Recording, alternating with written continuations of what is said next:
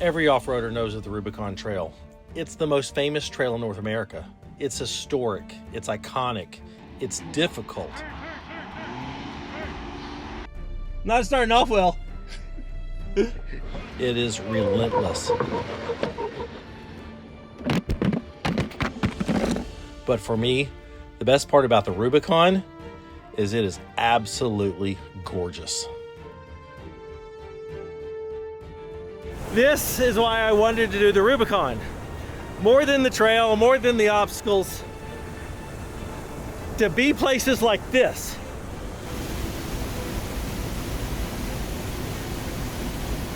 Oh, we have finally made it. A little bit nervous and a whole lot of excitement.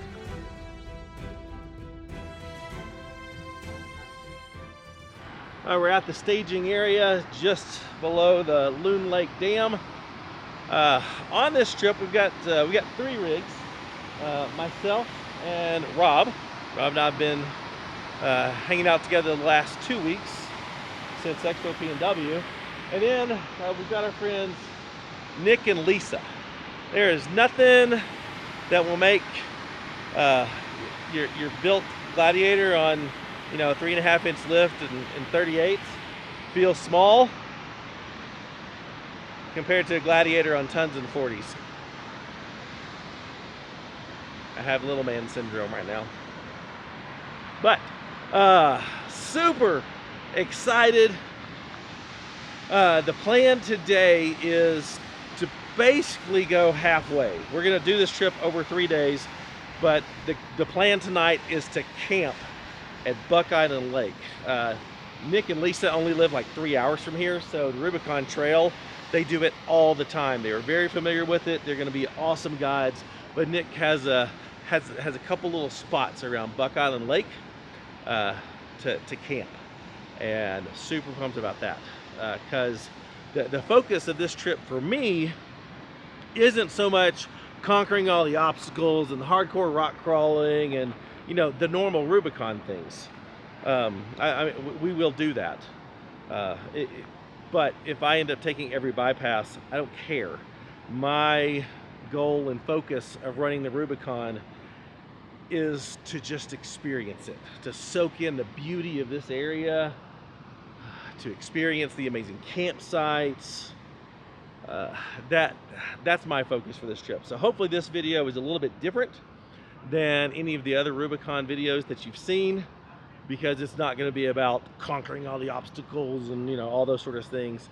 It's going to be about just really experiencing the trail and this incredible area that we're in the Sierra Nevada mountain range. All right, we're doing this. Disconnect the sway bar. First obstacle is the gatekeeper.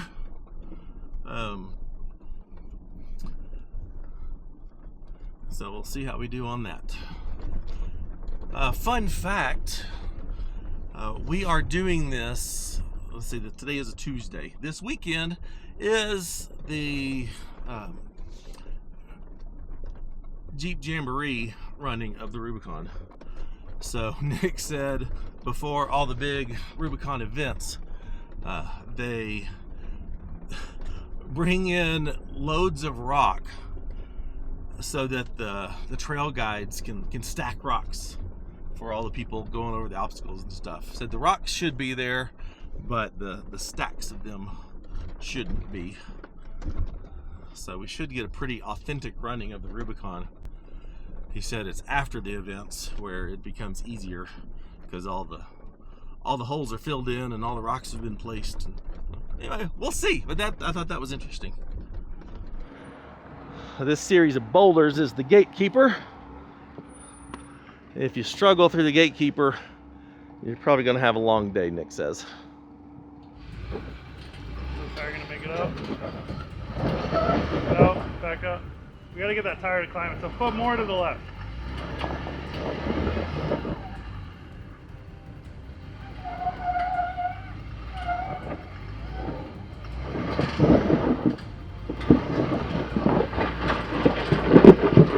Okay.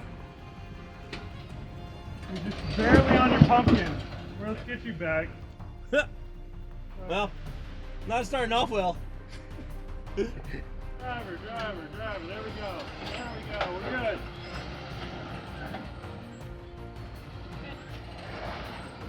Good. Hang wide, and then I want you to drive up this with your driver tire. Drive up that? Yeah. Now go this way. Cut your slider. If you have to back up, that's fine. Unless you can make that. Ooh, I feel bad for your screen. Oh man, it did it though. It did it anyway. There you go. Straighten out. Keep the momentum. There you go. Nice and easy. Nice and easy. There you go. Yeah, keep going towards driver. There you go. Straighten out. There we go. Slow, slow, slow. You're perfect. You're perfect. Just keep going.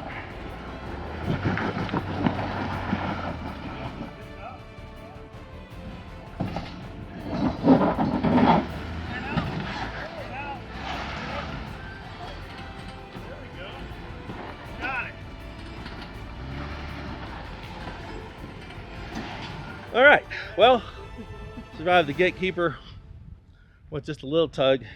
It's all about that line.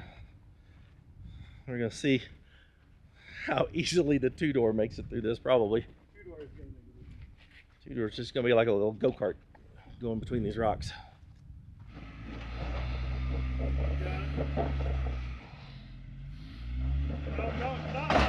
See that rock? You didn't see the giant boulder? I did not. I'm watching this tire. Back up a little more, yeah. There we go. There you go. That's it.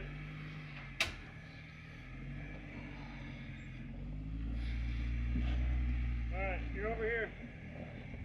Otherwise you're gonna get this out. You gotta climb up over here.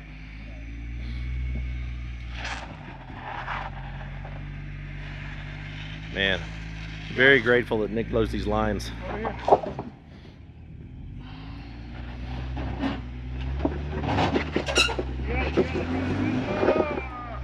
You're good. There we go. Yeah, buddy.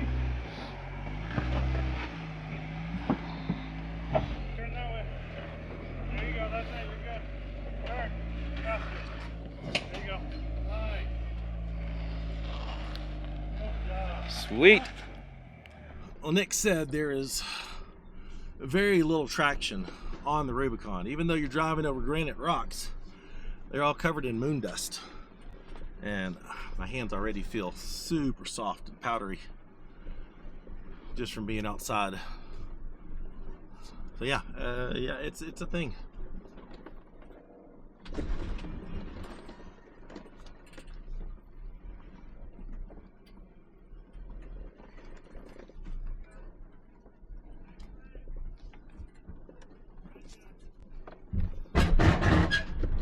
Yep, that's what skid plates are for.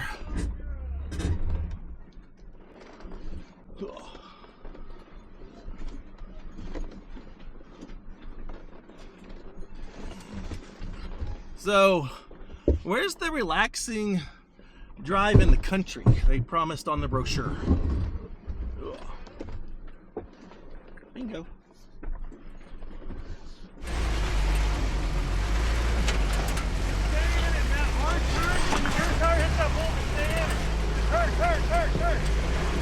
Stay in it, don't hit the brake. There you go. Straighten out. Boom. Oh, that was only 29 degrees. It doesn't feel good. That's all good. This is a big drop, so just hit the brake on the way down.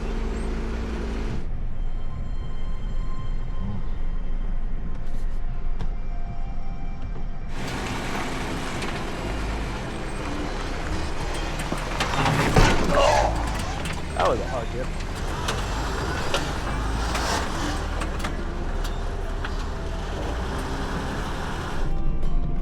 This is so cool.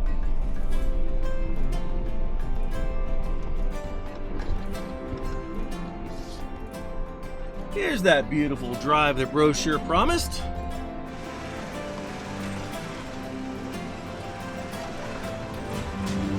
All right, we have made it to the top of the granite bowl. Moon Lake's in the distance. Still got some snow-capped mountains up here. So unreal beautiful.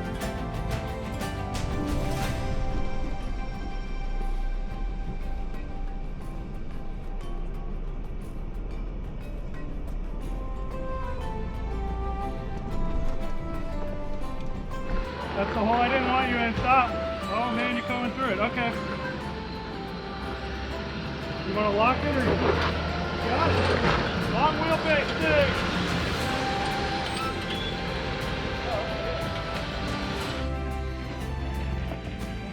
That's it. Straight down, come up. Yeah. Nick described this section as just a bunch of BS. He didn't say BS though. Just a bunch of big rocks and loose rocks that you can easily get hung up on your diff. So just a whole bunch of this.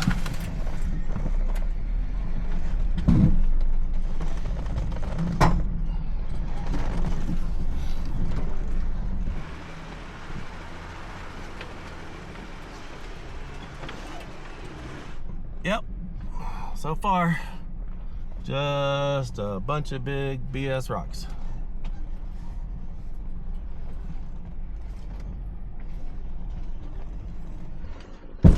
What's crazy when you learn the history of the Rubicon, which I listened to a podcast on my way out here. I mean, this is a county road. There used to be resorts and hotels and stuff at the Rubicon Springs section.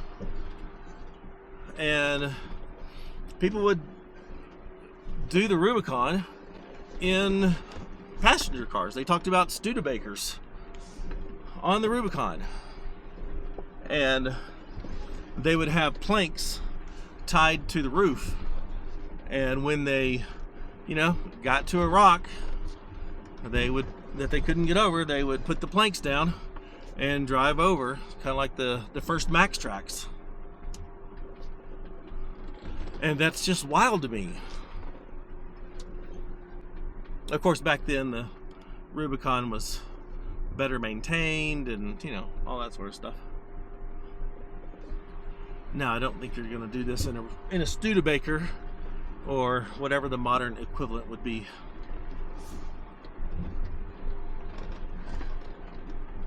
But this actually started as an Indian trade route. And then eventually the settlers used it to go from Tahoe to Georgetown, you know, with horse and wagons and buggies.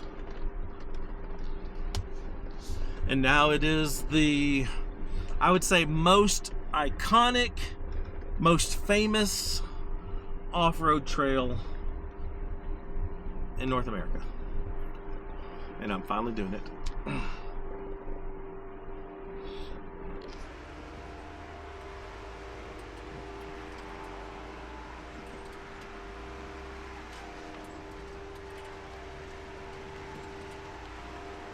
Fun fact, the very first Jeep to cross the Rubicon was in 1947.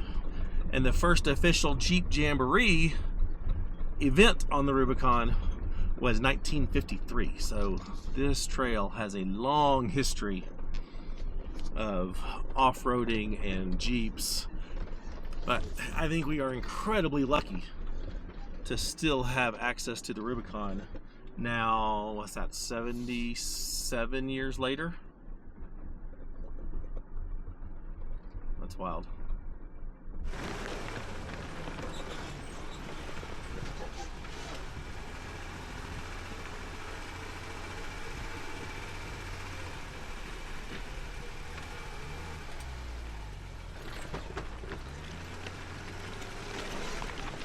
All right, we are just under 2 miles of the 15. How we doing so far? Our pace is great. Is it? Nobody's had any issues really. A couple diff rocks, but that happens to anyone. I'd say we're 2/5 of the way to Buck, but the trail does get slightly harder, maybe Okay. like a more consistent level of, I don't want to say hardness, but hardness. Difficulty. Okay. Yeah. Sounds good. Consistent golden. Well, after a little break to stretch our legs, the next obstacle apparently is, well, it's called Walker Hill, and it's really long. It's long enough that there's actually a couple bathroom structures along the way. Now stay in it. Turn this way, towards me. Me. Go, stay in it, stay in it. Stay in it, stay in it. You got it. Now unlock, stop, unlock. See, stay on the hook. It was easy. Nice and easy. There you go.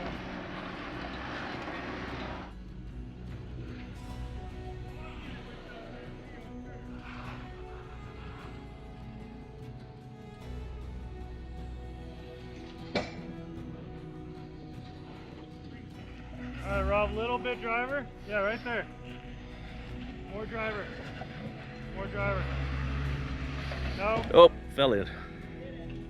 You fell off the hump. All right, right there. You got it. Stay in it. Yep, there you go. Yeah. That's it. Nice and easy. Look at that. Straight out. There you go. Man, the two-door's crushing it. Maybe we need a two-door. We don't need kids, right? Oh, we've got our first encounter with traffic. So far we have had this trail all to ourselves and it has been amazing. And they're coming the opposite direction, so that's all good. Love that freaking Toyota. God, it's gorgeous. Gorgeous rig. Yeah, it is. This must be the speed section of the trail. I just hit 8 miles an hour. So far we've been averaging 1.5 miles per hour.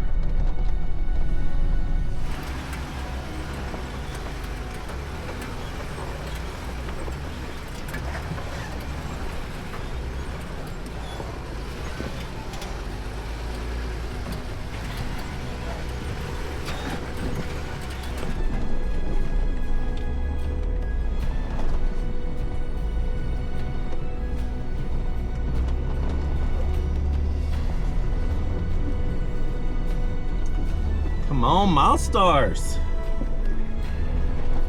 Man, these tires have done an incredible job gripping this dusty rock. No lockers, and just walked right up that. And we have encountered some traffic. JKU on 35s.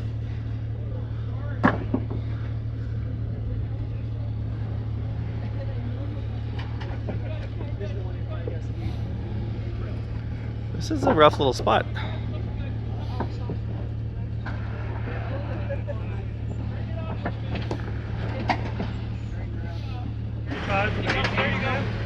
That's a work. Okay, you're good. So I can feel good in a second when the fair climbs that boulder. Go straighten up. A little bit of faster. Just hold it right there. Just hold it right there on that line. The one that comes out to the top. Hey, my first time here was in an IFS Tacoma on 33. Looking good. There you go. It's been a long time since. Got it.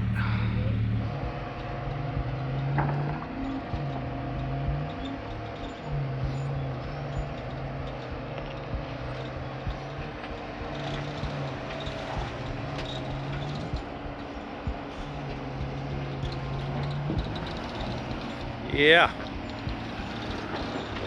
Alrighty, my turn.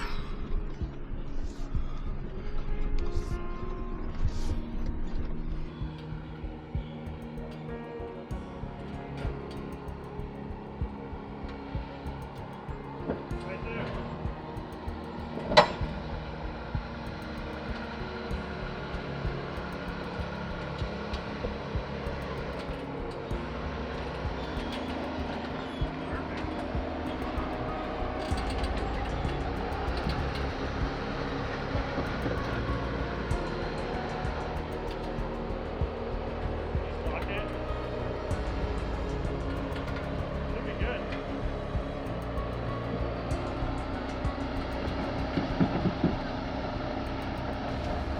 There it goes.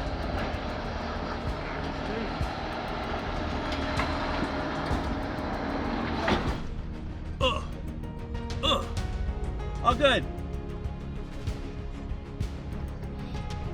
Came up to a slightly higher vantage point, and the views, they just keep on coming. You still see Loon Lake in the distance back there. So far we've gone 3 miles in 2 hours.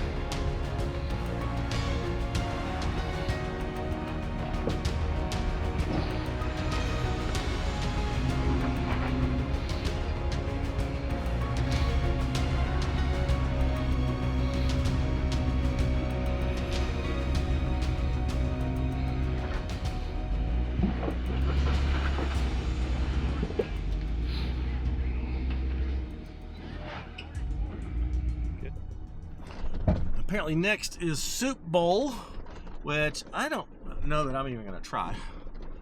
I think Lisa wants to try it. Apparently she's never successfully made it up.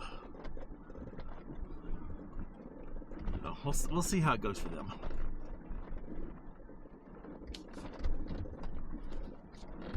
Right now, we're just bouncing over big rocks.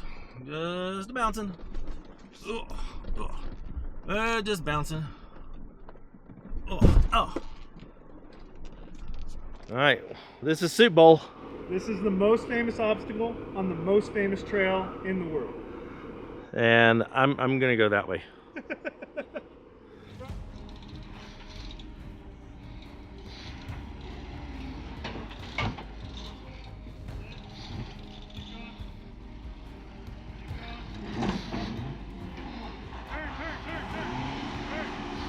Oh, it's so slick.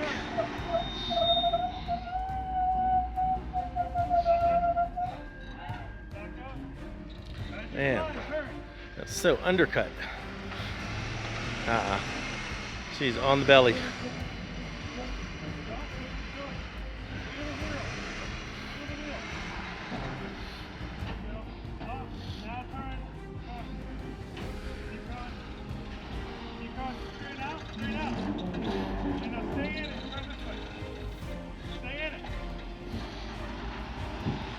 Come on, come on, come on. Oh, it's just so undercut.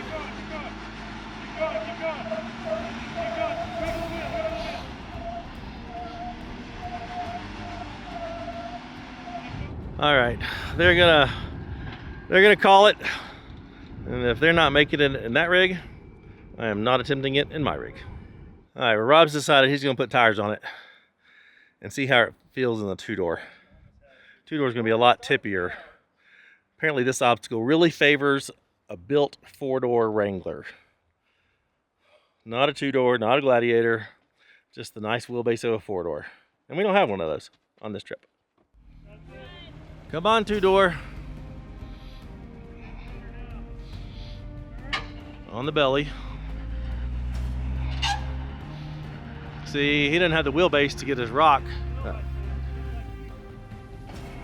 Yeah, I see what you mean. The 2-door didn't have the wheelbase to get the front tire on that upper rock. That looks good.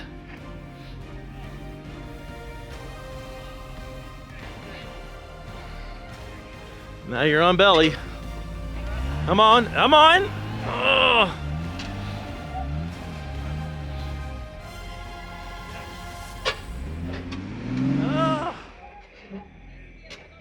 Oh. Yeah, he's very firmly planted on that cross member. I think he's almost got. Just a little too short. Well, Soup Bowl's a good place for lunch. I feel like we should be eating soup though at the Soup Bowl. I feel like it's normally filled with a bunch of water. Well, I'm glad it didn't have water in it now. Although it could have had more rocks in it. More rocks, less water. Less moon dust. Less moon dust. There was a lot. Well, since neither one of them made it, I have zero embarrassment of not even trying. You just got to know your rig, know your limitations, and be okay with that.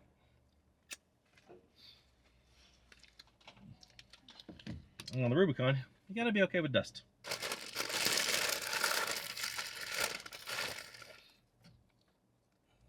doesn't look so bad, and then you get into it, and you're like, oh my goodness, I just that feel is dusty. dry. You're like, which way do I point my tires? I can't see anything. Well, this is where we stopped for lunch, just on the other side of the soup bowl. And it's just so beautiful. It's real easy to get caught up in just the trail and the obstacles and miss the environment that you're in. An exception that set of 3 Jeeps that are ahead of us, they're camping further than we are tonight. I mean, we're the only ones out here. It's so peaceful. What a day. What a day. All right, that was a nice little break. We're off. The next really major obstacle is Little Sluice, which I think there's multiple ways kind of around it or through it or something, I don't know. Nick said we're gonna get there and then make a plan, because something about a downhill section with a 2-door, it's easy in the Gladiators, but sketchy in a 2-door. Maybe an alternate path for Rob. I don't know. Nick knows, and I'm just following him.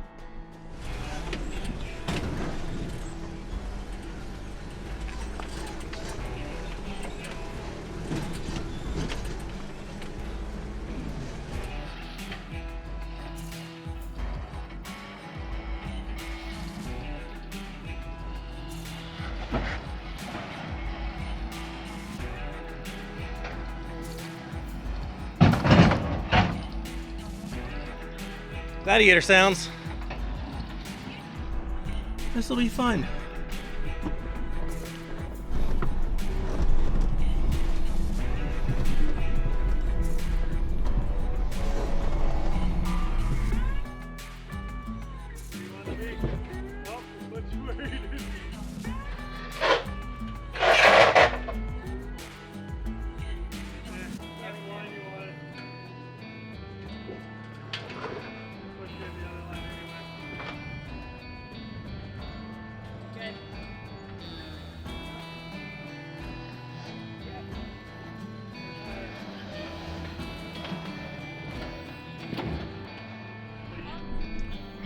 Whew. Made it.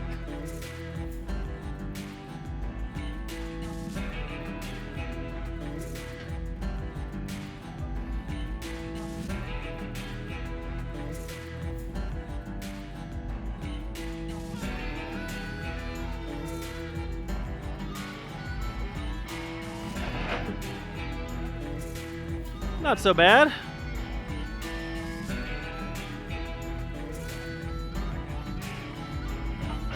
Oh, just barely tapped the bumper.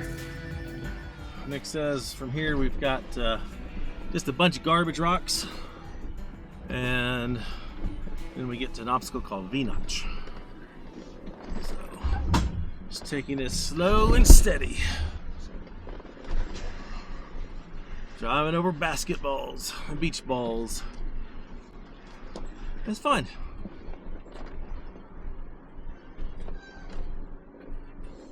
But there are also a bunch of like red boundary signs at that, so we're not crossing. This stuff is just very slow and methodical. Picking your lines over the rocks.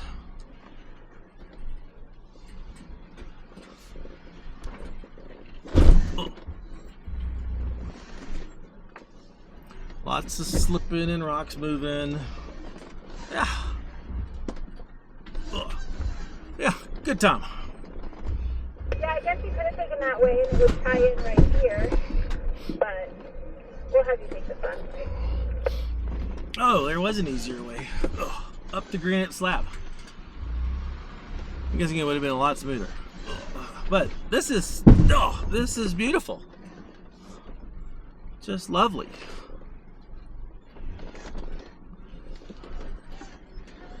Driving over all the stupid rocks. I think what's surprising me the most so far on the Rubicon is just how slow it is. Like, I mean, I knew that, I'd heard that, it's just how slow it is, but until you experience it, you don't realize just how slow you're really going. I mean, I think we're averaging less than 2 miles an hour for sure. Less than 1.5 miles an hour. Alright, so this is V-notch. And we'll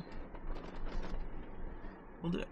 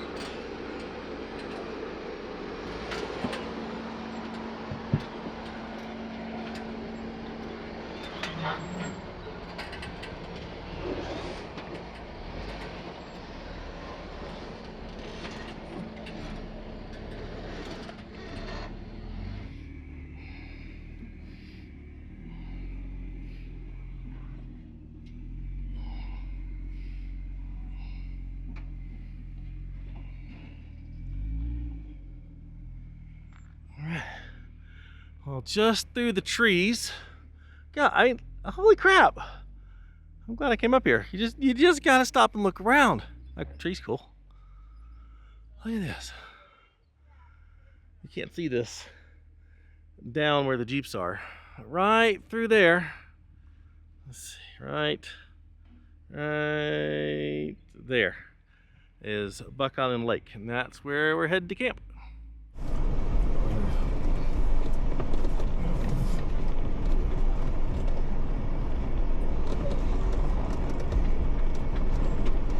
Yes, there are some big obstacles on the Rubicon. I mean, we've gone up some of them, but they're not the type of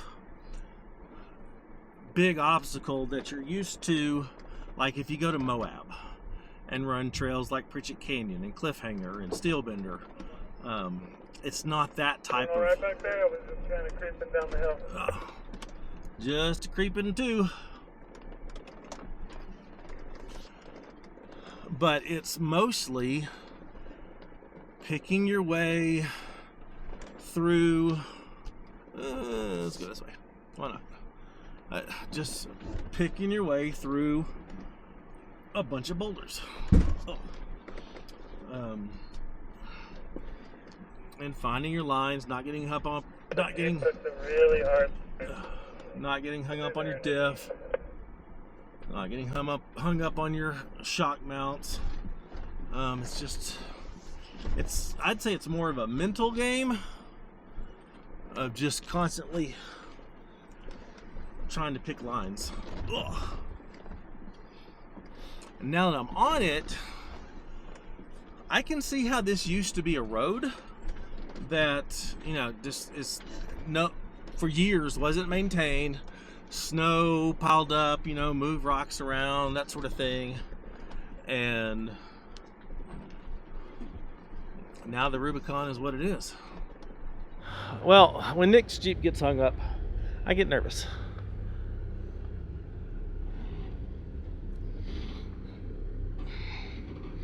There's a bunch of fluid on that rock.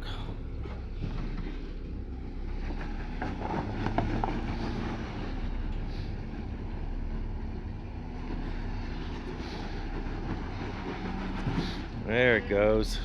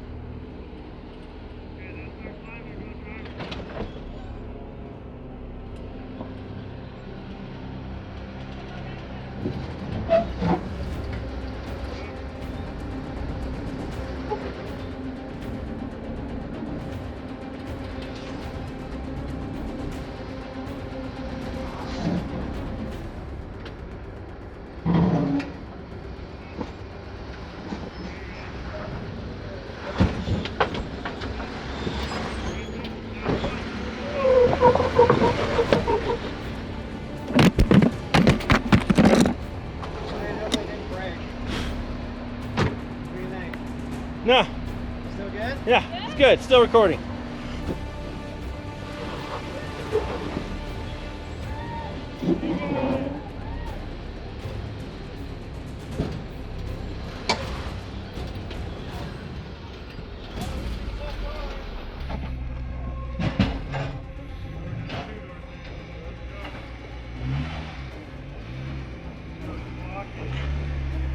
So easy.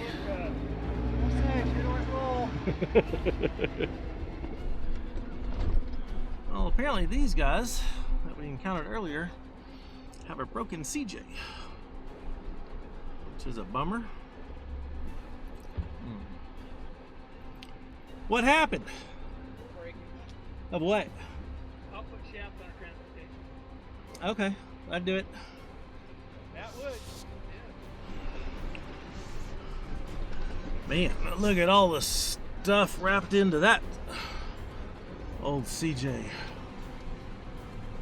Man, that's a cool rig.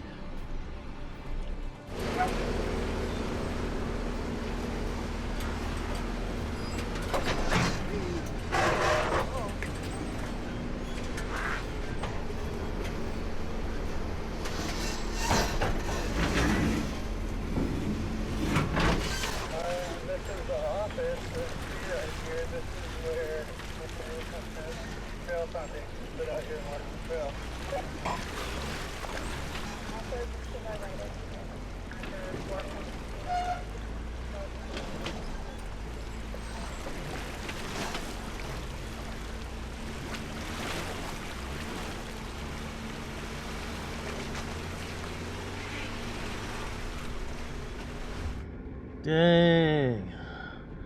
This is one of the most beautiful trails I have ever been on. Don't hard brake. Let it keep going.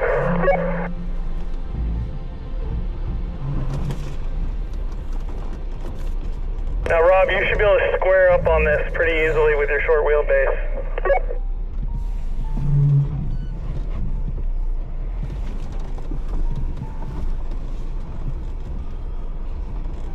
Well, that was fun. Slow.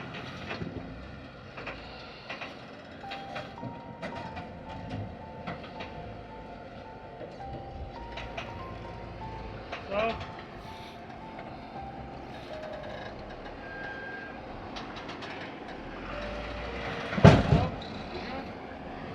Straighten out. Nicely done. Nicely done.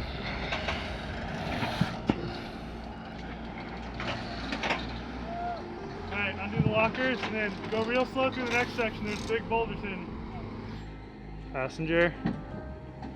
Passenger when you can.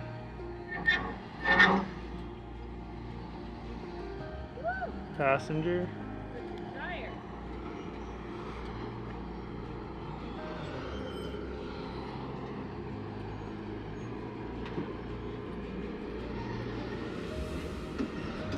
Nicely done.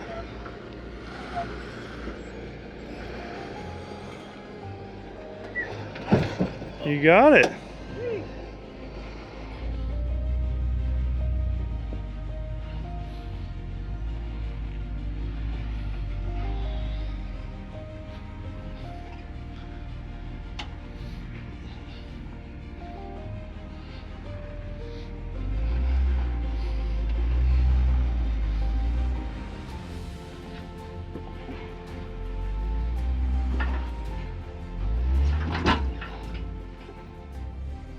Looks like we've got a whole bunch of brand new Wranglers and Gladiators over here.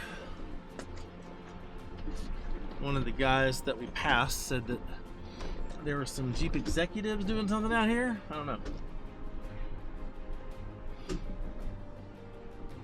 Those are You all can go to rev limit hill on the right, or you can bypass it on the left, but it is a steep drop into the water. bunch of 392s, other Rubicons. Huh. I want to go party with them.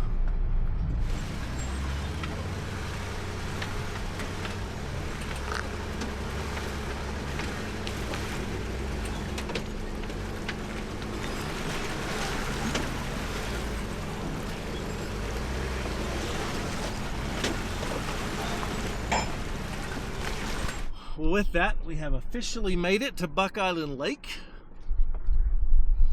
And now we just need to make it to camp.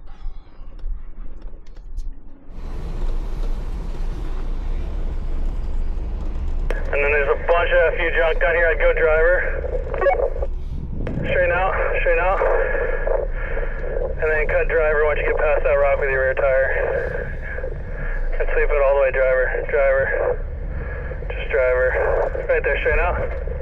Yeah, right there. Do that one.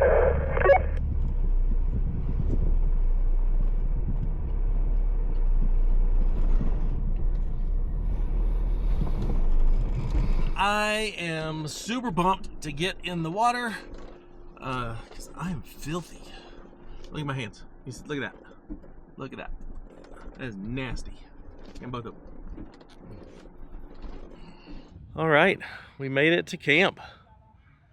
There's some sweet Nissans over there next to us. We've got water access. Oh my gosh. I can't wait to get the paddleboard out, to get in the water, set up camp, cook dinner tonight. It's been a good day. And it's 4 o'clock. We got plenty of sunlight left, lots of time to have fun and relax. Yeah, this is what it's about. We got our own pet geese. Yeah, some tells me somebody's been feeding them. Look at them. Hi there, guys. So normally this all isn't underwater. Normally I'm camping down. I'm driving the truck in here. Like this right here, where we are and the geese are. This is campsites. Yeah. Huh. There's probably a campfire ring about 10 feet in front of you. Yeah, I actually see. I see it. Yep, here's campfire ring right here. Sure enough. Well, the water currently up to my knees, and the water feels amazing. So good, like perfect, slightly cooler than perfect swimming pool water. I love it. Definitely a busy spot, especially considering it's a Tuesday and the Jeep Jamboree comes through here over the weekend. Yeah, I mean, this would be a great spot to come and you just stay here for a few days and relax and chill and swim and paddleboard or kayak. Poor Rob, since he brought his two-door, had to bring the ground tent.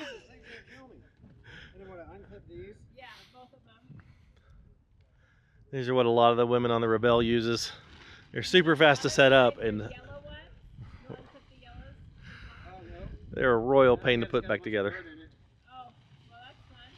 Are you gonna camp right there? In that spot? Your parking brake's on, right? Sounds good, yeah. Well, you got the big one. Done. It's up. Mostly.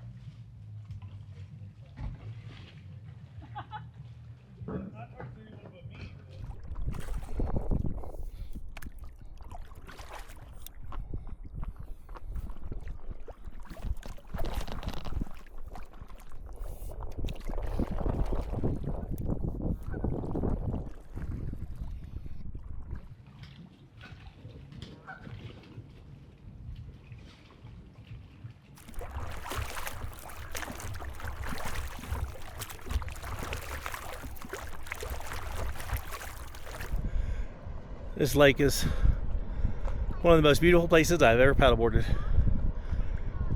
And right over there is a waterfall. And I'm heading straight toward it.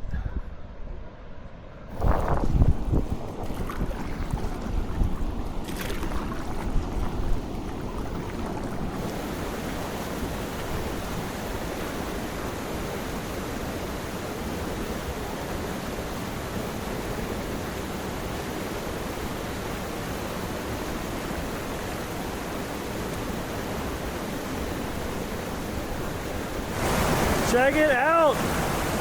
It's so pretty.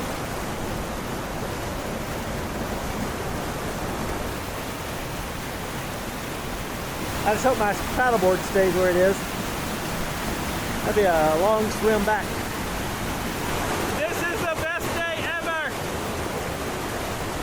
I only wish Kara could be here. The water feels amazing.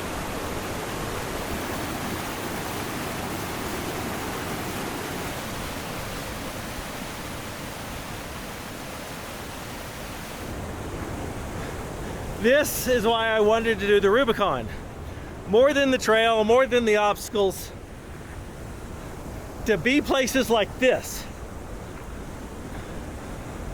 that you just can't get to any other way.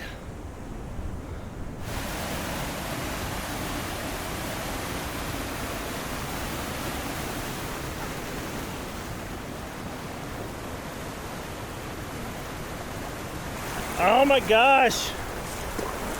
There's more little stuff, little waterfalls. Look at this pool.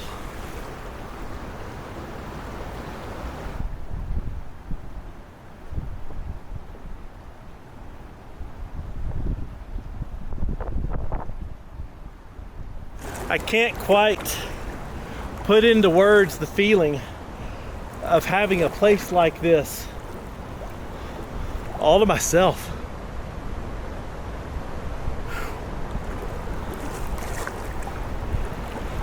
I mean, yeah, there's other people back there at the camp and on the little island and stuff, but no one's over here in the stream checking out the waterfalls. Oh my gosh, this is absolutely breathtaking.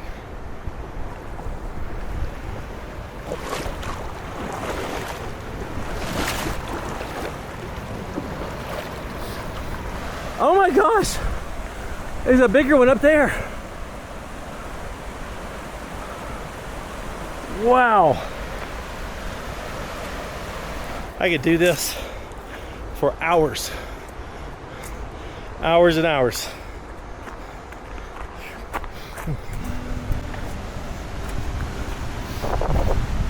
Oh my gosh, it's a slide.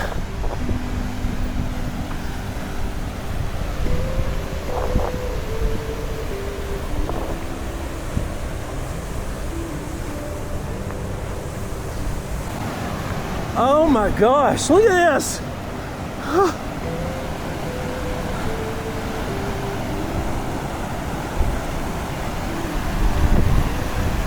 This is beautiful. This is one of the most beautiful things I've ever seen. Second to my wife. But in nature, this is unreal.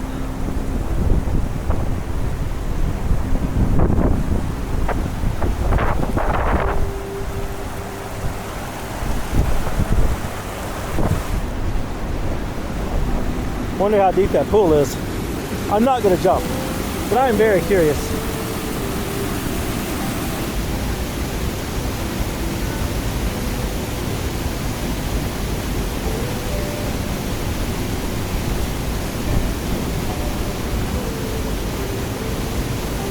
Listen,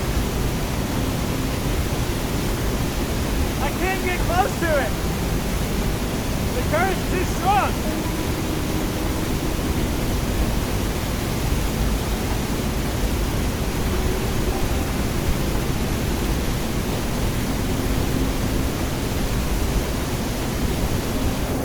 This is why I wanted to do the Rubicon. Well, it's just after 6 o'clock, so I'm gonna make my way back. Some of these rocks are slippery. A lot of them aren't, but some of them are. And it's about time for dinner. Now that Kara and I can travel more full time, these are the kind of places I want to find. I mean, I am right off the most iconic, and one of the more difficult off-road trails in North America. And everybody's over there. And I wonder how many of them know all of this exists. So that's what I want to find. The little secret spots, the hidden gems,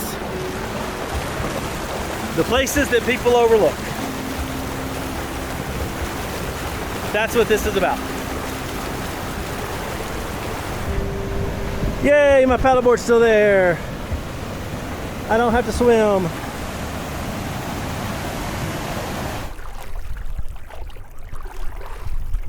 It's crazy that this is normally where they camp. Oh. Did y'all figure out a way to heat up your frozen egg rolls? We should have brought a microwave. I have a giant inverter. So I mean, I've got a big inverter, but you don't have a microwave. I think we're boiling water. We're gonna drop them in the boiled water. Okay, you're gonna heat them up in the plastic Yeah. and warm them up that way? Then we like cancer. I'm gonna put a little oil in the pan. Uh-huh. Get them all like And crispy. So you're kind of making a sous vide for them. Heat the middle. Right? And crisp the outside. I'm anxious to see how this is gonna work. I think you're gonna end up putting them in there and pouring the water on top. You think? Yeah. I think it'll fit like this.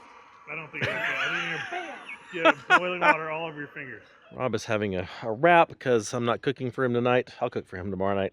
Oh, that's good. Is that about it? You're gonna cook for me tomorrow night? I got steaks. Yeah. I appreciate that. I didn't know you bought me a steak. I did. You're so good to me, Matt. I told you, it's just the cooking them well done. That's what I struggle I'm with. gonna eat this crap one more night, and tomorrow night's gonna be better. Yes. Awesome. And I found these at Expo P&W. Never heard of this company before. Not sponsored at all.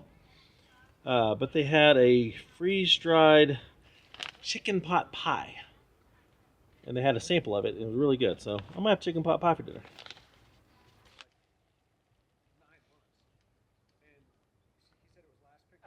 Biggest issue with any freeze-dried meal is just getting the water just right. And I rarely do. Hey Siri, set a timer for 10 minutes. Alright, what's the verdict?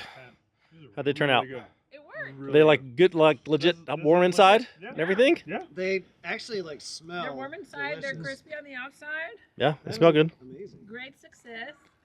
I'm impressed. Alright. Little runny. More like chicken pot pie soup. Probably gonna have to switch to a spoon. One more down. Oh, good. All right, after dinner, we decided to give the rigs a once over. He's checking his PSC steering reservoir. What do you have? Here's a big one. Should I have? Yeah, that's good. That's good. Yeah, it's maybe a tiny bit under, but yeah, that's good. I don't know. I found that my steering stabilizer mount was rotated, so I fixed that. Obviously, smacked that on a rock, it spun it. Also found out I have a mild axle seal leak here on the front. It's not very much. I've still got plenty of fluid in there, so I'm not going to worry about it. If after 6 hours on a trail like this, if that's the biggest issues, then I'd say so far we got a winner. I am very happy with how the Clayton long arms and the Bilstein 8100 DSA shocks have performed today. They've been amazing, but I think the hero of today is probably my Asfer skids. I have beaten those up quite a bit today. Like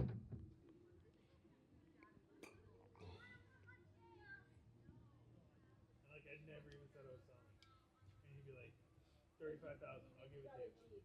35,000. I'll buy it off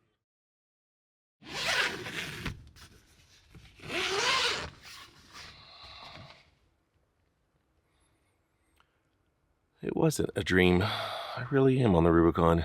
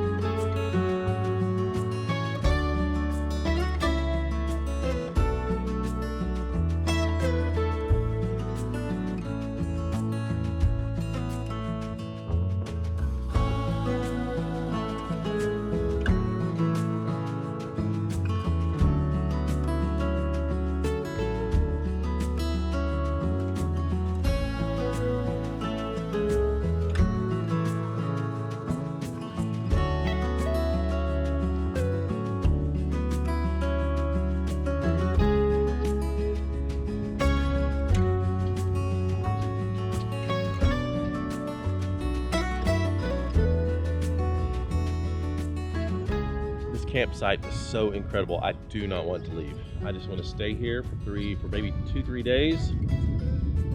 Paddle all around the lake on the paddleboard, go explore more stuff.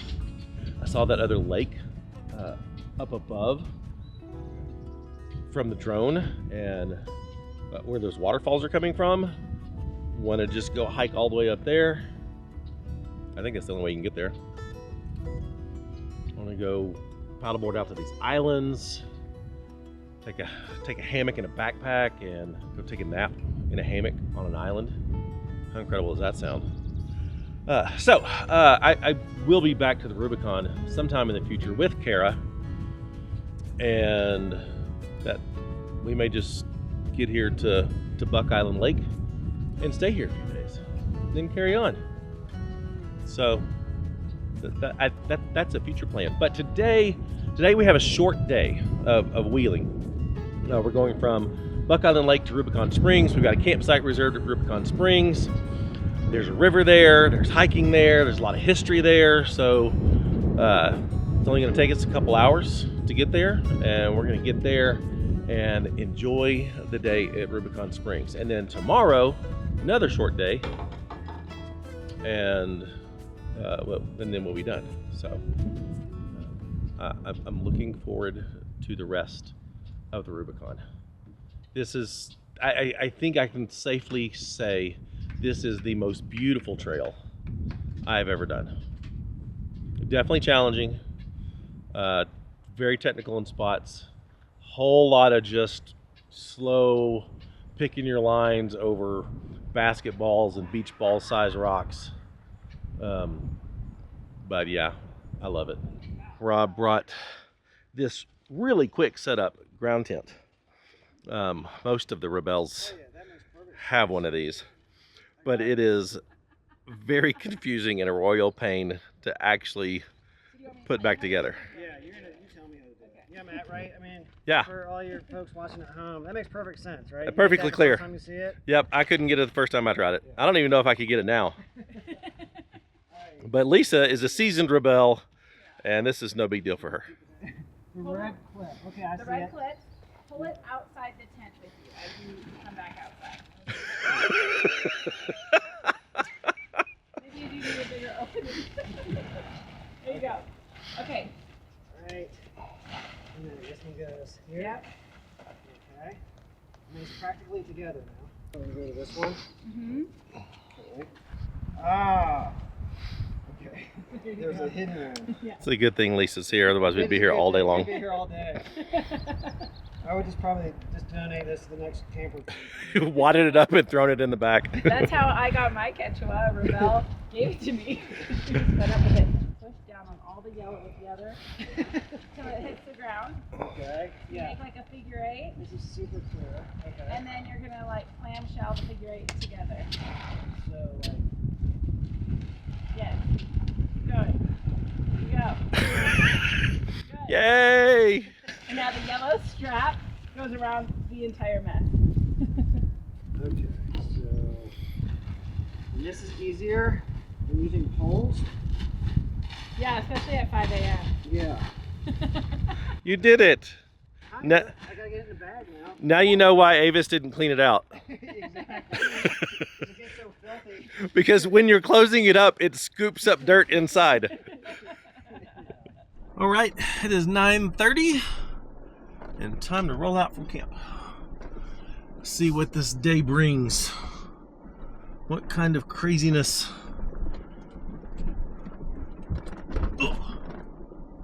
Before getting in their Jeep, Lisa did say, oh, we gotta start with S-curve. So I don't know what S-curve is, but apparently it's a doozy.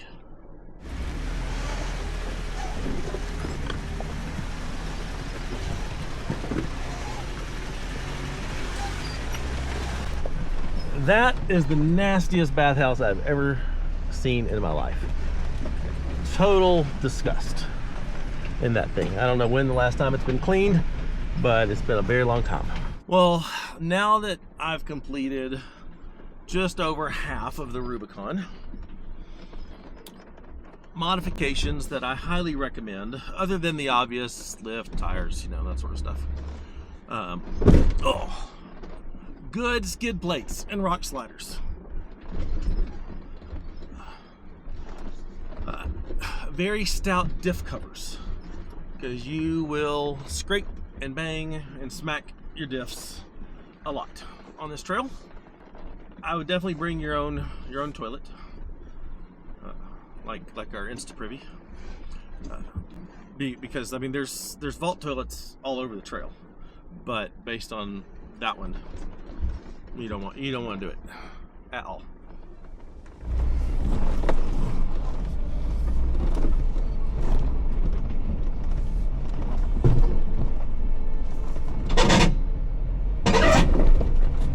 Your driver's gonna climb, we gotta stop. So back up slowly and turn, driver. There we go.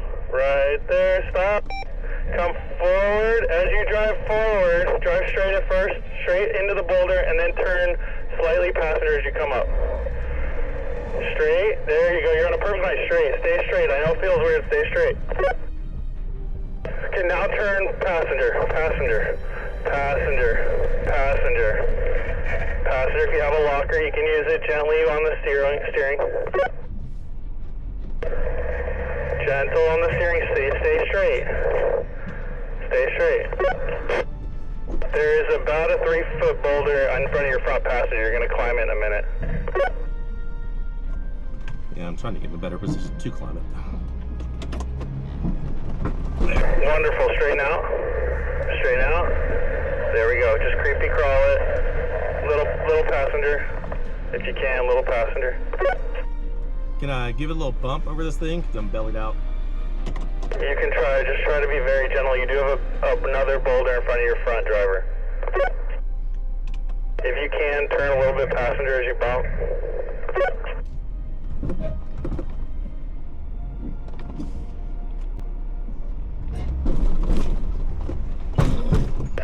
You're okay, it's gonna get better in a second. There you go. Now straighten out this way. Passenger, perfect. Perfectly executed. Thank you very much. Ugh. Whee! All lockers are locking. That's wonderful. You needed them too. I did.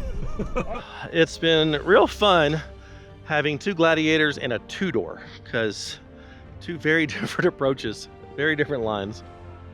He is a very well-built 2-door.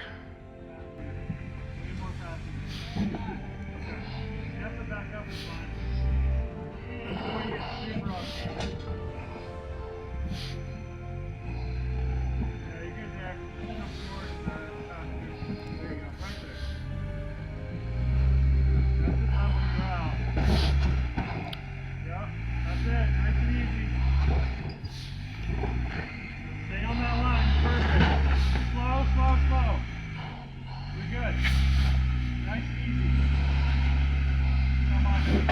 Ugh. No, we definitely can't do this. Oh, there he goes. Oh, heck yeah.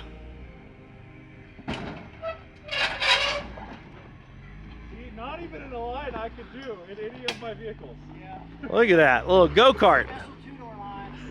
Well, bullshit corner definitely earned its name.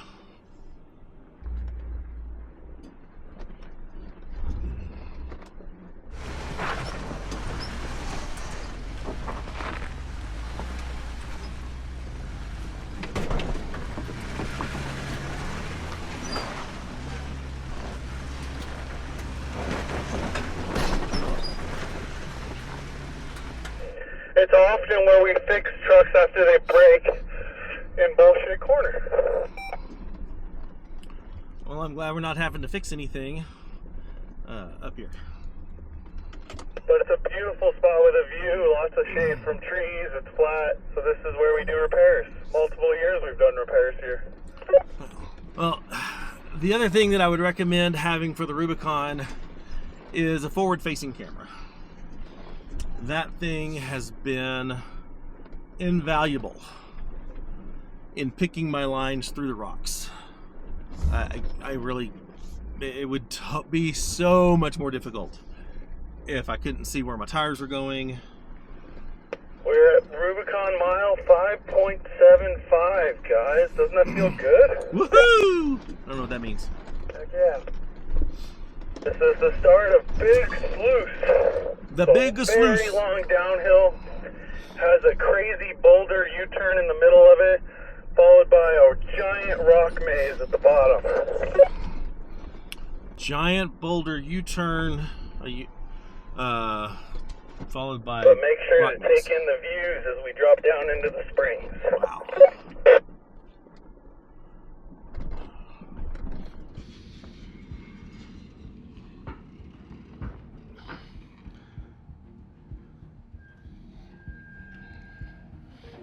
Oh, I was real close to that tree. That's fine. You don't want to come. Okay, good. Nice and slow. You're going over a rock in the center of the truck. Perfect. Keep turning. You're doing great. Nice and slow. You're drop. Alright. Great. All right, I am a little concerned about my awning on that tree. I'm gonna take this rock Looking good, Matt. a little higher than she did. You're gonna be real high on that boulder with that line, so just take it slow. Looking good, coming down.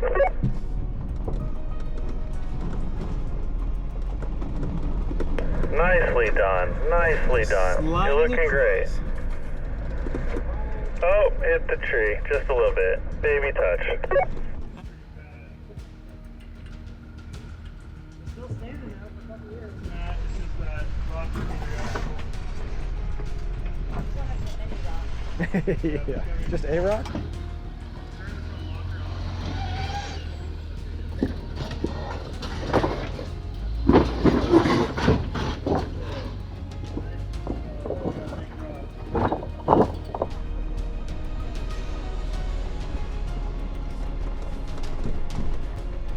Whee!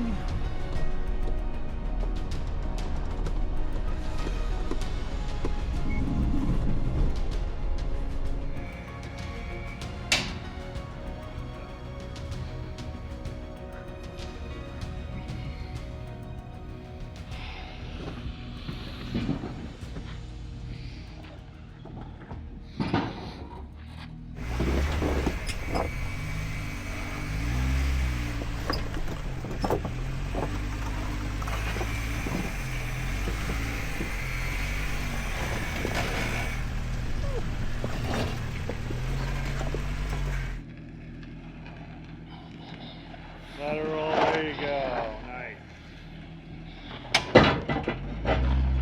All right, well, that was a fun obstacle. The Rubicon is such a mental trail. I mean, the lines are there, you just got to find them, and if you don't find them, then you can get in trouble. I mean, Nick has told us all kinds of stories of all the breaks and damage and stuff that people have had on the Rubicon. You just gotta take your time, you gotta find your lines. It's kind of like a puzzle. And I like puzzles, it's fun. Alright, now to make our way through what Nick calls BS rocks. Some of them are big. And they're definitely diff grabbers. So where I'm at now, there used to be a tree in the middle of these two boulders that made it very difficult. But now the tree is gone, so you can just drive through the middle. Like I said, just finding the puzzle.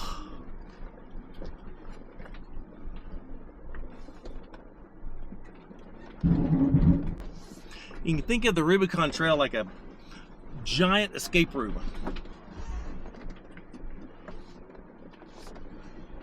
That you gotta puzzle your way out of. Alright, Nick says they're wider than me, so I should be able to just squeeze right through this. And then there's a space where I'm standing too.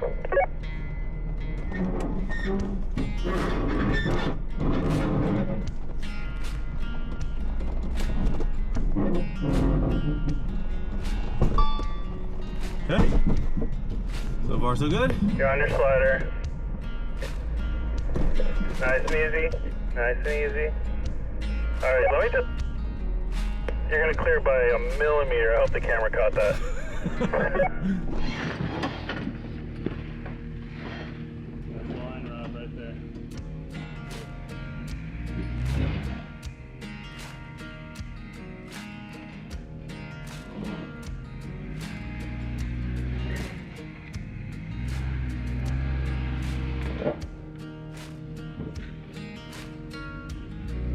Yeah, you want to watch that video. You missed your fender by like this much because that boulder was kicking your back up into that.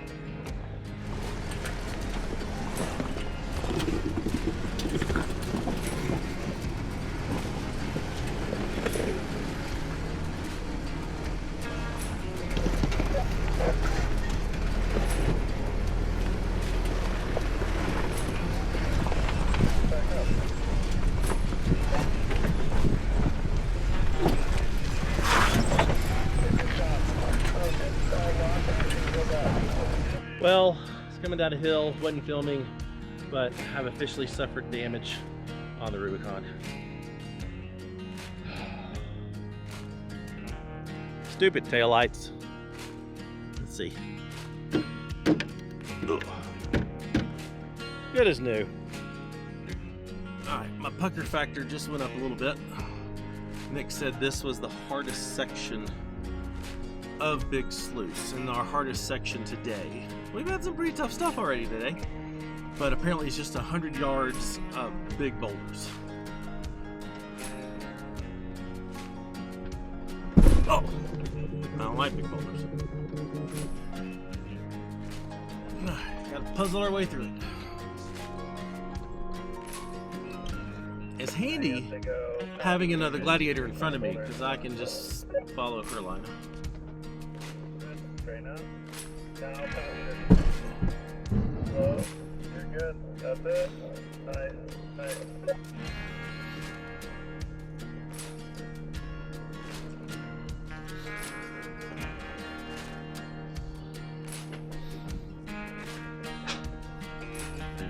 If anyone needs a spot, just wait. I'll come back to you.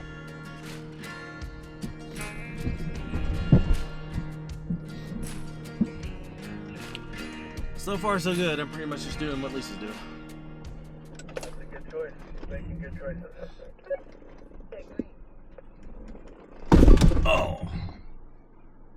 You need to go more passenger. Straight out. That was hard on the rock rail. You're climbing on the front, big boulder. Nicely done. Slow. Slow. There you go. Could feel a little weird because you're dropping the front and climbing the back, but you're going to be okay.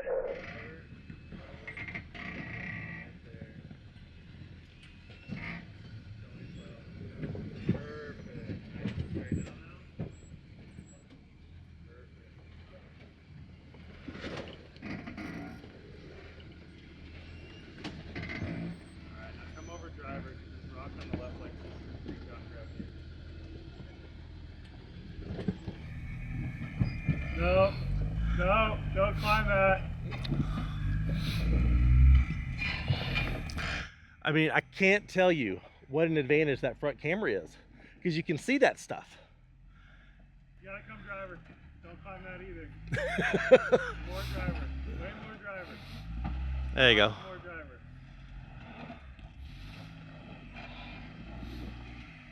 Perfect. I believe we are officially entering Rubicon Springs. There was a private property sign back there on the hill as we were coming off the hill. And I think here in just a minute we have the iconic green Rubicon Springs Bridge. I have a green bridge in sight. There you go.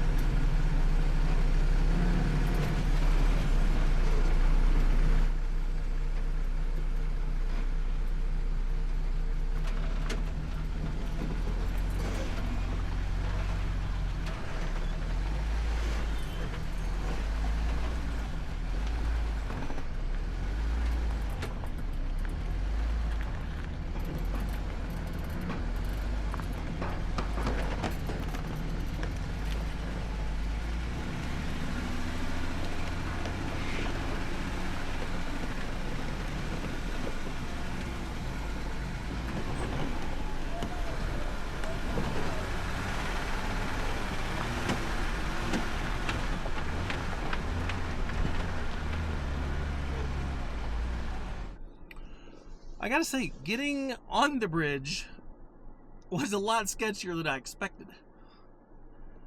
That is narrow, and lining it up, like Lisa almost climbed her tire on the railing getting up. Well, Rubicon Springs is private property. You do have to book a campsite in advance if you want to stay here. And luckily, we did. Alright, we've got one optional obstacle called the boulder squeeze.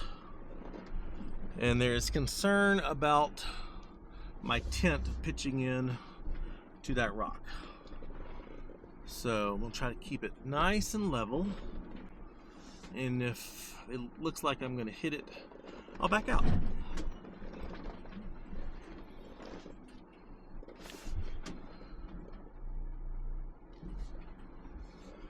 Going slow. Don't climb the wall. Ooh. You move his camera to the other side. Yeah. The Gladiator mirrors don't like to turn in. There, yep, you tip Okay. away. Good. Yeah, it's looking good. There you go. What? You're looking good. Yeah? Just real slow. He's gonna climb on the driver. Yeah. Pitching away. You'll be okay. Just go slow. This is where it's gonna get tight. Yeah. Oh my god! It's Woo! Made it! You did it! How fun! Alright, it is Rob's turn. He should have no problems in that two-door.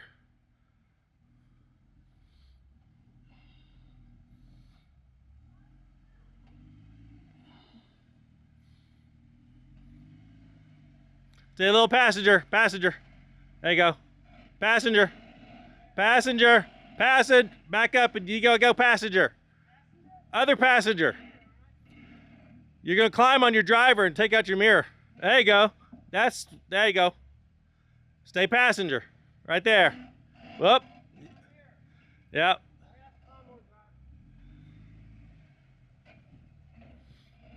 That's going to pitch you real far.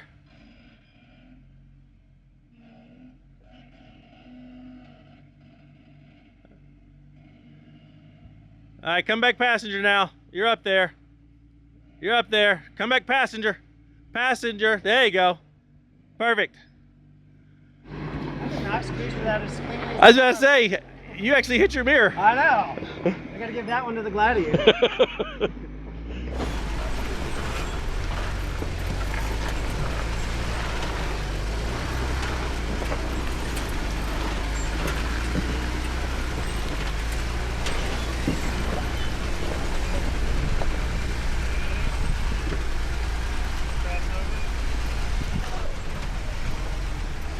Oh, that's a nice drop off. Yeah, don't go over here. Wowzers.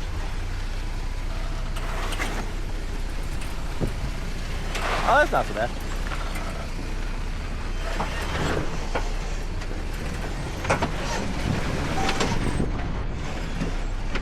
Welcome to Rubicon Springs. Beautiful spots on the water. All right, we made it to camp. And this is our spot. It's called Pine Camp, and it is right on the river. There's even a waterfall right up there. I'll check it out. Apparently there's a rope swing. Where's the rope swing? Right, okay. Yep, we'll be spending time in the water for sure. This is incredible. Absolutely incredible. I'm so glad. It's 11:30, and we're at camp, and we get to just hang out here all day. Thought I would take a minute while we're just chilling and go hike around this camp spot to the waterfalls. There's 3 or 4 right here. A couple of them are very small, but still beautiful. This waterfall is almost so perfect, it looks fake. Looks like something they would have at like a Bass Pro Shop or a Cabela's outside. But it's very real and beautiful.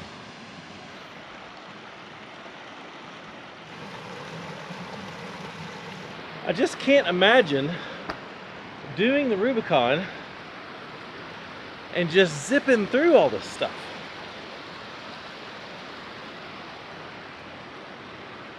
It's way too pretty. Oh, look, another waterfall. Right there. Another waterfall. This is incredible. Absolutely bonkers gorgeous. I'm so glad we're doing this slowly over 3 days. We got all day. What time is it? It's 12:15. We got all afternoon and evening to just sit here and enjoy and chill and swim and hike and just soak it in. It's incredible. This water is quite a bit cooler than the water in Buck Island Lake. It does feel quite refreshing to wade through it. Oh, that's like a, yeah. You wore through like the. Oh yeah, I completely broken the bottom of the down here. Under this tree. Everybody's camp set up. I'm there. Nick and Lisa over there. Rob decided to be cool and come up here on the slab. He's got rocks weighting down his ground tent. All right, we're gonna take off. Had a little bite of lunch. Now we're gonna take off on a hike to go back up to the main area and take a creative way to get there to see more of this beautiful area. Well, short little hike. We made it to what's called the VIP area. So with the Rubicon, or the Jeep Jamboree Rubicon trip coming in here, this is for a lot of the workers and stuff.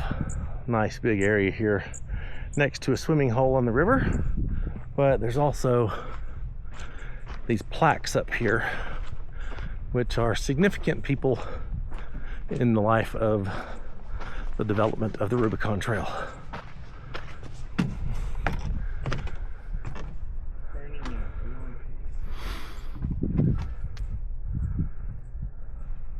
Third generation. Oh, this is the main area of Rubicon Springs.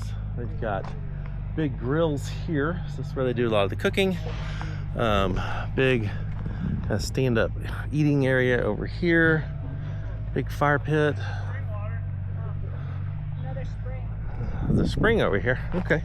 Crazy thing is, Rubicon Springs was known back in the teens and 20s of the 1900s of carbonated mineral spring. So naturally carbonated water, which is wild. Never heard of such a thing, but apparently it comes out of the ground all carbonated and bubbly naturally. I think the water's seen cleaner days. Actually, the water is, when it's clean, it's crystal clean. Is it really? It's just been sitting there. Well, it Plugged. has so much The iron. drain's been plugged for too long. Yeah, and it's got so much iron in it Yeah. that it just turns that rusty color. Wait, do you remember what year the hotel was built? The year it was built, I don't. 1880 something. And it closed down in 1926. And it finally got tore down like 50. Yeah, the Jeepers, when the Jeepers started coming through, it was already falling down. Yeah. They had the Jeepers Jamboree, and they started taking it apart for firewood and It had already been How built for big was the hotel? I mean, was it? stuff. 16 rooms, 2.5 stories. So this used to be an actual kind of resort hotel. 16 rooms, and this is a picture of the original hotel that is in the exact same spot that I'm standing now. And they used to come here on horse and buggy. The Rubicon used to be an actual road and in much better condition than it is now. That went from Tahoe to Georgetown. That's wild. I love it, son. I'm a caretaker, not a caregiver. And I got up the next morning and the water. actual foundation stones of the old hotel are still here. There's a high water mark in the flood of 1997. It's hard to believe all this was underwater. And the hotel was all right here. Well, Nick said he was taking us to some old stone cabin, but we've been walking for so long, I'm starting to wonder if he's just brought us out here to leave us for dead. Brought you out here to build the cabin. Apparently. If you want to survive, you need to build. He needs help moving the rocks. We didn't know he was showing us his retirement home that we were about to build. Yeah, that's our physical exercise. Yeah. So out here off the meadow, they actually have a sawmill where they make their own lumber for the cabin, and I think they're building a few more structures and stuff, but they're actually making their own lumber out here. That's pretty awesome. Hey, wait up. I'm coming. All right. After a 10-mile walk through the woods, we have made it to the stone cabin that turns out we could have driven to. They don't let us drive here? No, there's a gate. I didn't see a gate. There's a gate walk here, and it was open, but it's not usually open. Yeah. It's a little stone cabin. Look at Yep, it's a cabin made of stones. You can go outside. Let's see. It lives in there. This This feels like a trap. He's out here. He's like, go on in. I'll be right here watching. It's like Hansel and Gretel. There we go. Oh, it's a fixer-upper. Okay. Here's Snaky, Snaky, Snaky, Snaky, Snaky. Here's Snaky, Snaky, Snaky. Stone cabin built by Frank Merrill in the 1940s. No specific date given. Just during the 40s. Wow. This is the big rock that they built the cabin into. You said this was a surveyor? Yeah, he was a surveyor. Surveying the land out here? Huh. Well, after probably 6 to 8 hours of hiking, we made it back to camp. Now it's time to get in the water. How is it? Woo! Once you catch your breath, it's real good.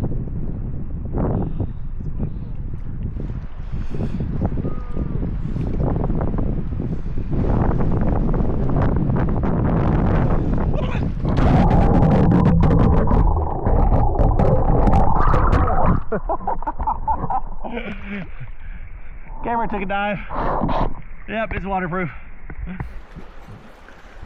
Oh! Oh! I kicked the toe and hit the rock. Ow! Look at it dead at the can. That's how hard it my foot. That sounded like it hurt. Oh my gosh, that was with your foot. Well, because it was going to hit the rock. Now that you're in here, this feels amazing. Yeah, it's good. You got to commit. Although, I'm starting to feel like I need to go get my paddleboard just so I can lay out Oh, this is great. on the water. I came over to the other side of the pond because there's a rope swing over here, but I don't feel like that adequately gets you out. So I'm not feeling this one, unfortunately. Let's see. And then that's not very deep either.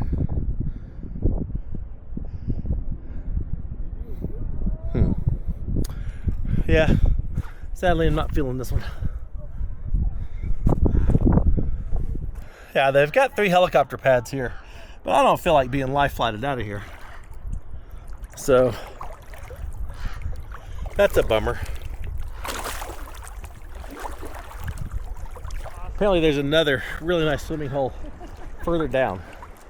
So we're gonna go swimming hole hopping. If I can stand up here. There we go.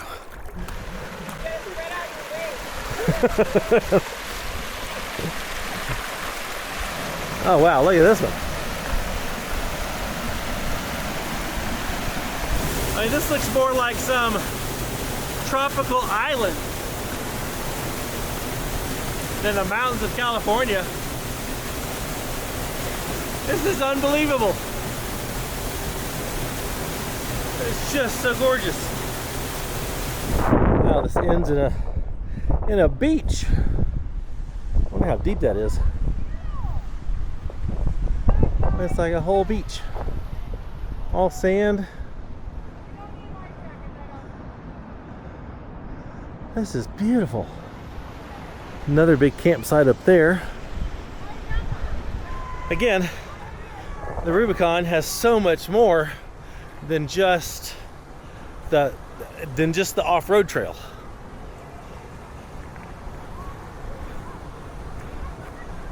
It just continues to blow me away with how gorgeous this area is. It definitely takes some effort to get to, but it's worth it. Well, we've been very much just chilling and relaxing and talking around the little picnic table. It is 7:20. The sun is going down just over the mountain up there, and the temperature's starting to drop. Everybody else has got their hoodies on and stuff. I'm still holding out. But it's dinner time, and I'm gonna cook up some mushrooms and some steaks, and it should be good. All right, I went ahead and put Rob's steak on first because he likes his steaks well done, and it's gonna take a while. And the best he's gonna get from me is medium. He's just gonna have to suck it up and live with it, because I don't like to ruin steaks. So we'll see how this goes. What we got? We have brisket and fried rice. Yeah. That is an odd combo. God. It is because they weren't intended to be dinners together, but this is what he picked. Is it on par with the egg rolls, or is this better than the egg rolls? Not better than the egg rolls. Okay. It's not on par with the egg rolls. Okay. But it is really good. All right, here's what I'm struggling with right now. How freaking long does it take to make a well-done steak? This thing just keeps on cooking. Looking good. All right, Rob. I think I've cooked this as long as I can.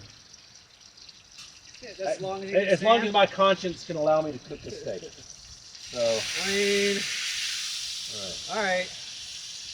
That's all you're willing to do. Beggars can't be choosers. All right, That the barely steak fits does in that not plate. fit on the plate. That barely fits in that plate. There you go. Right, perfect. Thank you. You're welcome. That's Enjoy. a hell of a steak. It is a lot of steak. I'm making you some mushrooms. No. You eat those way over there too, please. If you will.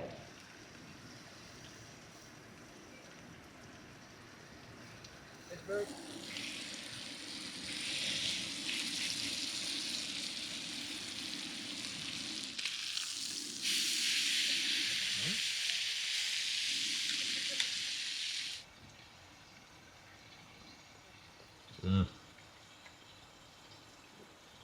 The mushrooms are killer. I'm probably going to regret not cooking the rest of those. Dang, I got sunburned today.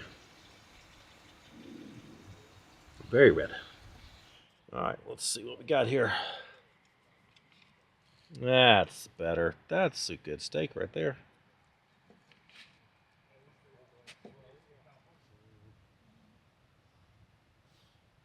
Not the best when it's super windy. Nope. Definitely not. Well, good morning. It was an eventful night. About 2:30, I hear something, and I kind of wake up and I hear Nick go, "Is that a bear?" And then the bear swipes my trash bag, and I look up, and yeah, right here by my Jeep, I see a bear, a nice, very healthy black bear, take off. And let's see, I did find there's one paw print there, and there's a second one right after it, and there's another one side by side there. Then they kind of fade out as they go. And then the bear went over there to where those guys were camped. I heard tons of commotion over there. We looked out, the flashlights going. And then, so that was all about 2:30. And then at 3, apparently the bear went further up into the main camp and heard 2 gunshots. So don't have a clue if someone's got a bear rug now or if they were just, scaring it away. But yeah, that was a first time for that experience. We know of, obviously bears in the area. This is a more popular campground than where we normally prefer to camp. But yeah, that was wild. Very wild. Bear didn't even let me pet it. It made me sad. And luckily it didn't make too big of a mess with my trash, because he just kind of swiped it and broke it and then ran off. So anywho, the plan today is to try to get out of here, I would say as soon as possible. It's about 7 a.m. right now. Because with the Jeep Jamboree USA event going on, and a crap ton of people camping down here at the Springs, there will be some traffic at some point today coming down Cadillac Hill. So we've got to get up Cadillac Hill, and there's a lot of Cadillac Hill because it's a shelf road that you can't pass each other, which poses a problem. So I think that's the plan, just to try to pack up and get out of here as reasonably fast as possible. It's just now 7 o'clock, and that camp has already headed out, so they're a little more worried about it. But yeah, that's the plan. We got to do Cadillac Hill, observation point, and then we have officially accomplished the Rubicon Trail. I'm genuinely sad to be leaving this place today. This has been one of my favorites. Genuinely excited to be reconnecting with Kara tomorrow. So if she were here, I don't think we would leave.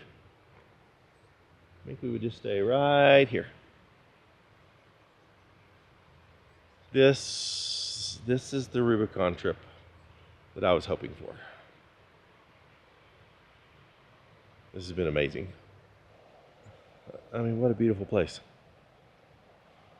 Absolutely the most beautiful trail I've ever done.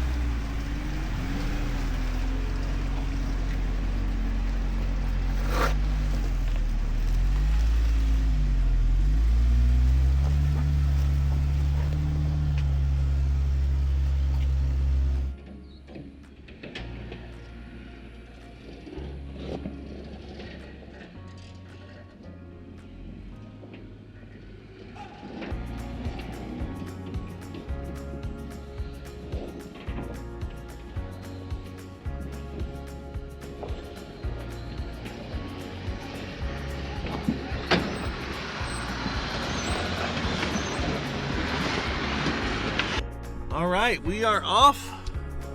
Apparently this climb up Cadillac and then getting to actually the end of the trail takes a couple hours from Rubicon Springs. So definitely not a long day at all. We should be in Tahoe well before lunch, and probably stop and get lunch in Tahoe. So on the right here we have the pet graveyard. This is for all the animals that have passed away on the trail. That's so sad. Marks the climb for Cadillac.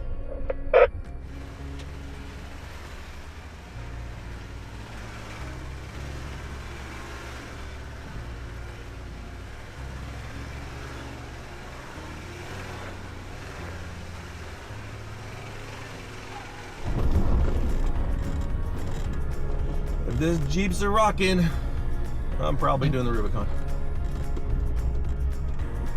Oh.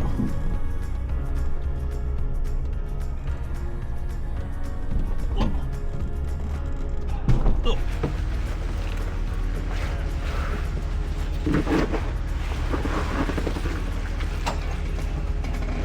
Right there. Stay on it. There you go. Right there. Totally good. Straight. Perfect. And back in.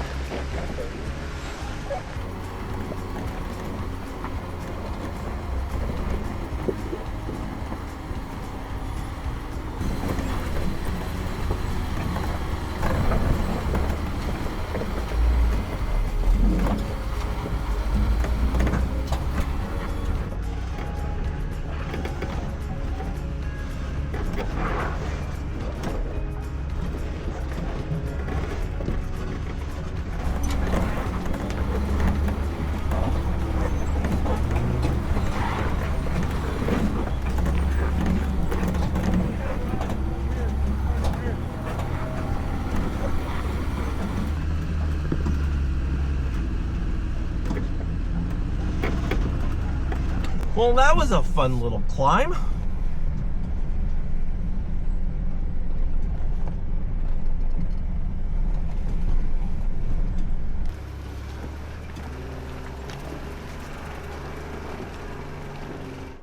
All right, after that hill climb and just dealing with little rocks, next stop is Observation Point. Observation Point kind of marks the climactic end to the Rubicon, because after that it's just a pretty easy trail to get back into Tahoma on Lake Tahoe. Oh wow. Wow.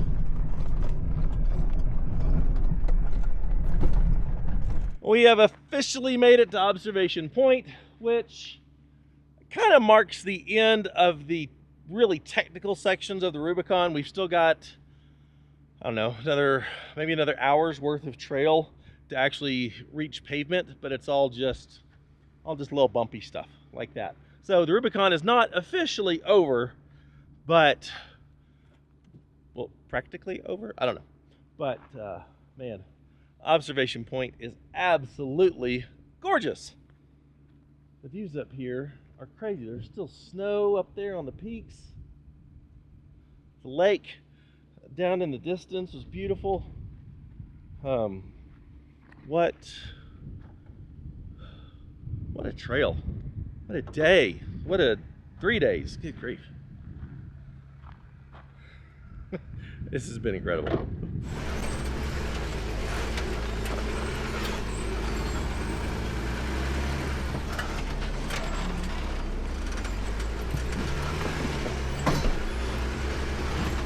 Wanted to add one more thing to the list of, I think, modifications that I would try to do before doing the Rubicon, and that's some really good steering components.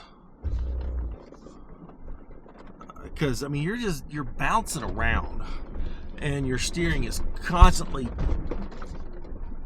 being tested and torqued, and I mean, I think some strong steering components are highly recommended. Nick and Rob both have hydro assist steering, and they're just able to turn on a dime, their front tires. I do not, and I have had a struggle in some spots about just trying to turn my front wheels to try to get them in position. I can definitely see the value of some sort of hydro assist. So that may be something I start looking into for Sully. Maybe. We'll see. I am curious to see what happens when we hit pavement. This is the first time I have ever spent 3 days just solid on trail. Every other time, I mean, we've been wheeling for multiple days, but there are stretches where you hit pavement and you know, at least go back into 2-wheel drive or 4-high, or you know, air back up and then air back down after a highway transfer. But this is the first time I've spent 3 actual days in 4-low. So I'd be curious to see, is there any type of death wobble aftermath on any of our rigs after running the Rubicon? I'm going to be shocked if my steering wheel's straight, because my steering wheel always seems to be kiltered after even a day of hard wheeling. So we'll see how it is now.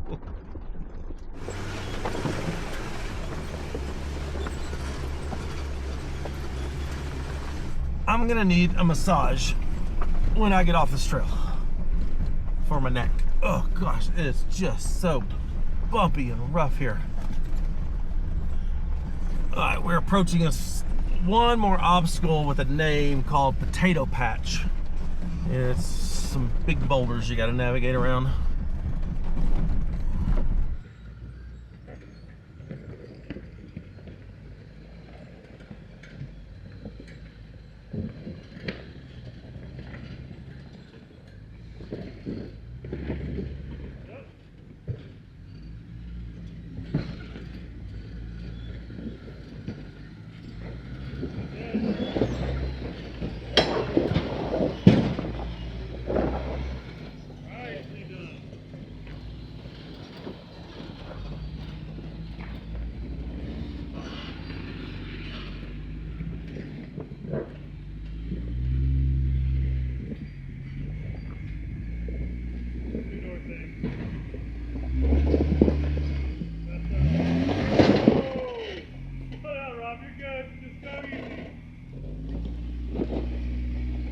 Well, that was fun.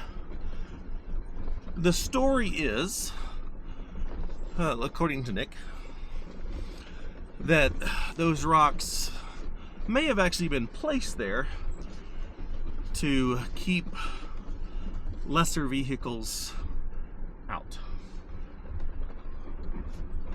So, I don't know. It's plausible.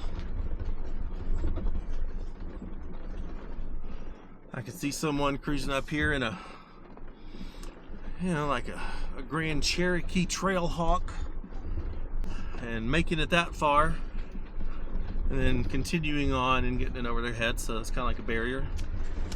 Maybe. Maybe not. Well, ever since Potato Patch, the trail has been pretty much like this. Just a mildly bumpy dirt road. Icy pavement. We have made it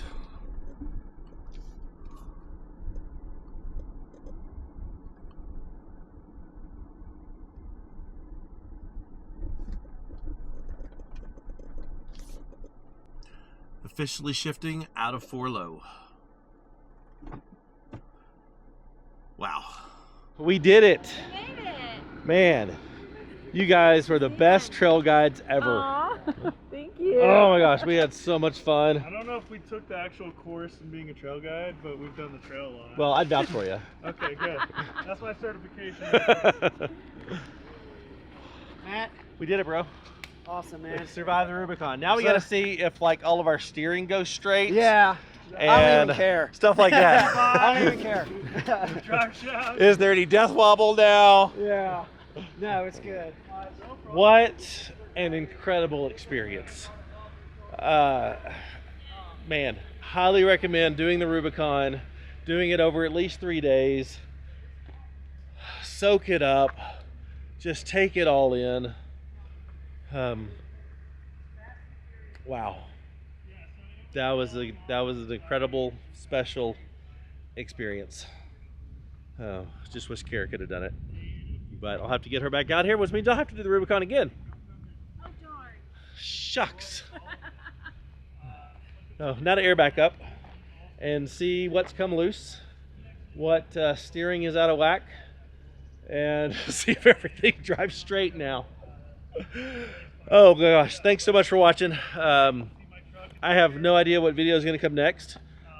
We've got a couple days to get back to Kara, and then we've got some some errands to run. So I don't know what's going to come next after this. I'll pick her up and then we'll figure that out. But thanks so much for watching. I hope you've enjoyed this Rubicon Trail experience.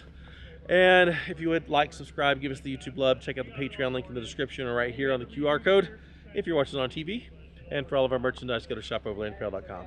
I'll see you next time, wherever that is. Bye. Well, we've got some bonus content for you. Nick said that this was one of the first trips on the Rubicon that he didn't have to weld something back together for other people. And these guys came off the trail right behind us, and dude has a broken trailing arm. Nick gets to weld, and he's so excited.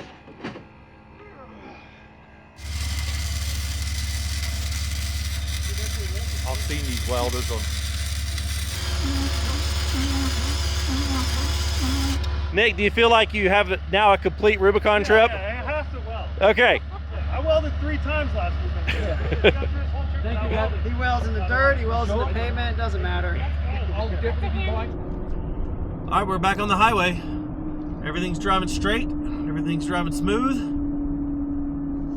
It never ceases to amaze me how you can run a trail like that and not have something out of whack. So, all good. Successful Rubicon trip.